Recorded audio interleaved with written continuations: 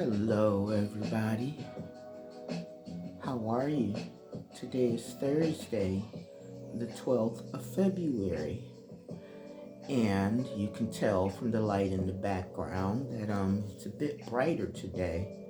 Still damp, still wet, but I managed to get out the house today, and I really didn't have a choice.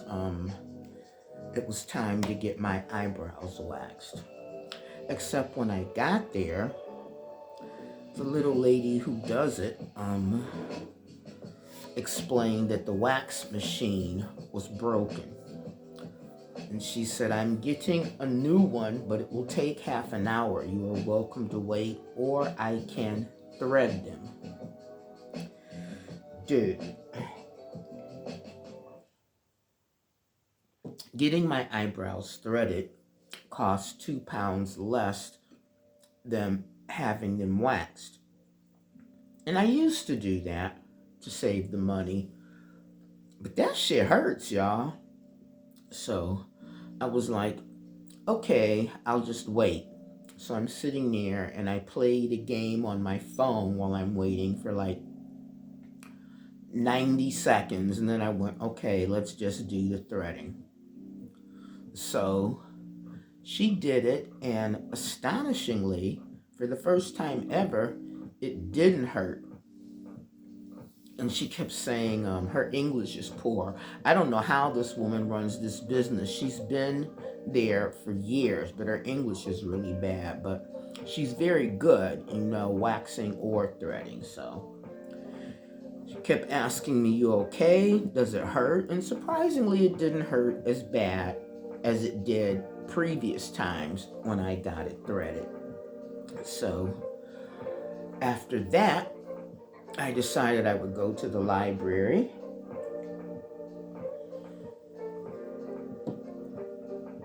something I very rarely do, and something I need to do more because the library is just across the street from me. I should support our local library.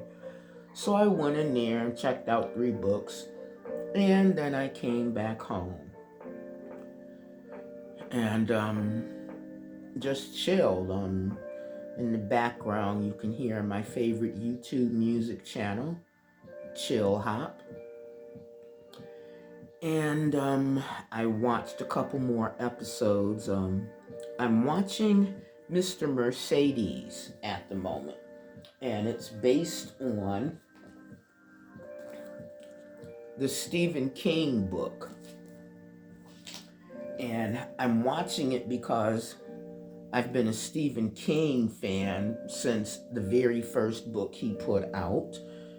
And the guy who's playing the detective role in this is Brendan Gleeson, who I absolutely adore. He's like the Irish version, and this is just my opinion, he's like the Irish version of James Gandolfini. He's a big guy, and y'all know I like, my big guys. I like a man with a bit of girth to him. So, that's about it for today. I've been chilling and, just maybe thinking too much. I have a tendency to overthink things.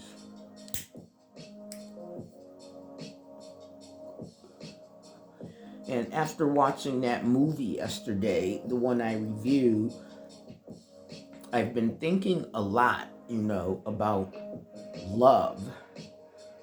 And before I expound on that, Debbie, I'm glad you liked that movie. I'm really glad you liked it. I thought of you as I was watching it. You and I have watched so many movies together, of that nature, like Beaches and Steel Magnolias and Terms of Endearment. So as I watched that movie yesterday, I could envision you sitting on the sofa opposite me, watching it, and alternately laughing and crying.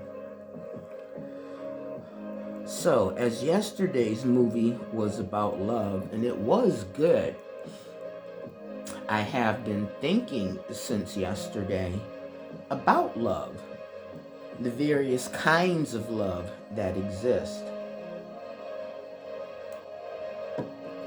First, there's the love that you have for your family. And I realize, because sadly I have a lot of friends who don't have that kind of love, that not everybody has that kind of love, but that's the first kind of love you experience. The love you have for your family, for your parents, for your siblings, your grandparents. Then there is the love you have for the friends you make.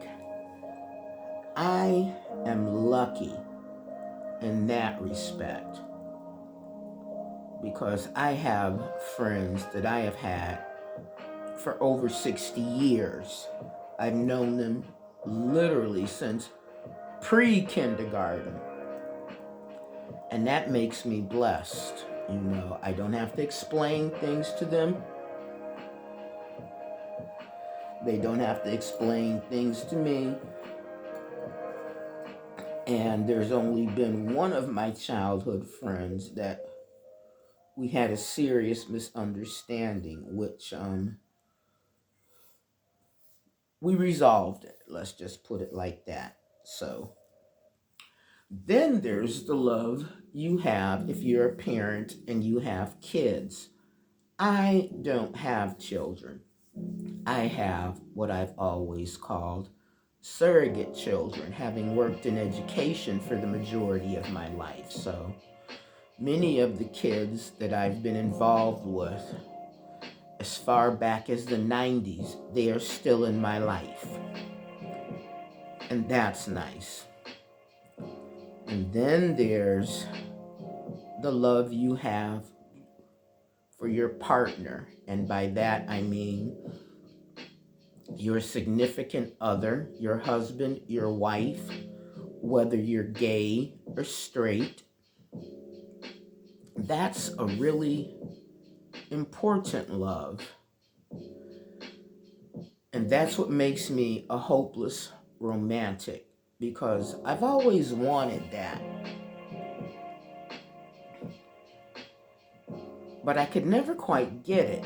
And so I've always been envious of people who somehow manage to do that. Like my younger sister, Karen, she met the love of her life when she was 15. And they're still together.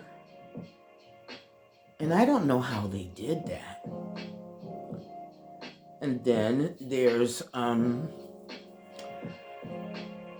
my friend Debbie's sister Adrian and her husband Danny. They've been together since I think Adrian was like 16, and they're still together. They just knew. They're one of my favorite couples. I talk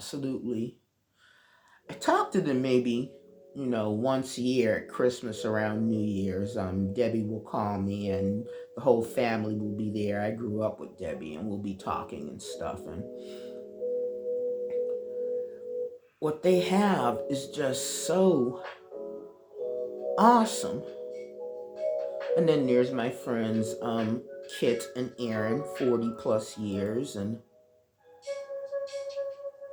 I always wanted that, but somehow, like math, the one thing I've never been good at is relationships. There are loads of people I love, and if I love you fiercely. And if someone is hurting you, I will definitely go, Mama Bear. In fact, when I was working for Dundee Uni, I had a colleague who nicknamed me Mama Bear because the kids and the staff knew I would go to bat for them. But you know what? I don't get love. I get the feeling of it, but it's complicated.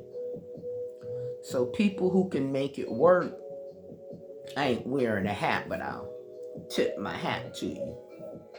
Props to you, because I'll be 68 this year and I still don't get it. And the longest relationship I had lasted 15 years.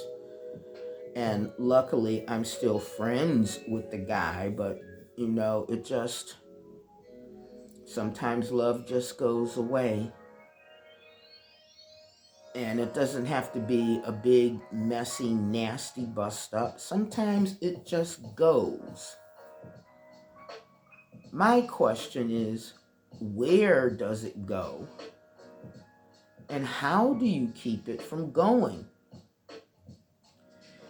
And if you're not in a relationship, and then there's, people you love, like friends, or what the common term is, chosen family, what happens when that, gets fractured?